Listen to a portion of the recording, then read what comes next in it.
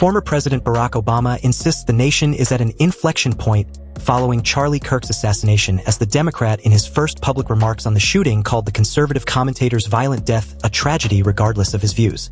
Even if you think they're quote-unquote on the other side of the argument, that's a threat to all of us and we have to be clear and forthright and condemn it, Obama said during the Jefferson Educational Society's Global Summit Tuesday night.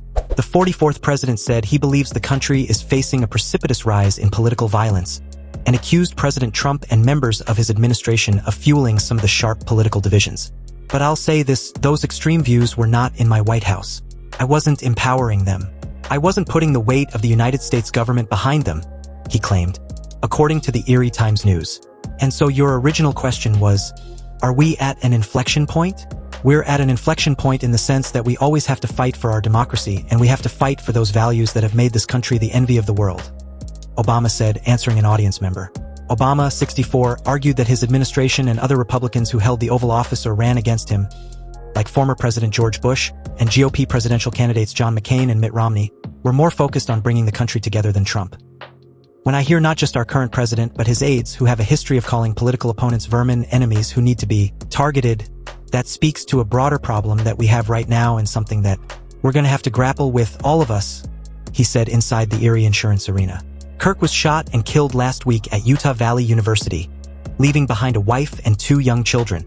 The 31-year-old was on a speaking tour in which he debates students on college campuses when a bullet fatally struck his neck. His alleged killer, Tyler Robinson, was nabbed more than 30 hours after the shooting and was charged with aggravated murder. The 22-year-old suspect allegedly said in text messages to his transgender lover following the shooting that he had enough of his hatred, in reference to Kirk, according to authorities. Obama urged the public to extend grace to those mourning the shocking act of violence, as many people have been lambasted, some even fired from their jobs, for cheering Kirk's demise. I didn't know Charlie Kirk, Obama said. I was generally aware of some of his ideas. I think those ideas were wrong, but that doesn't negate the fact that what happened was a tragedy. I mourn for him and his family. He was a young man with 2 small children and a wife, who obviously had a huge number of friends and supporters who cared about him. The first public statements from Obama on Tuesday came after he tweeted last week in the aftermath of the slaying.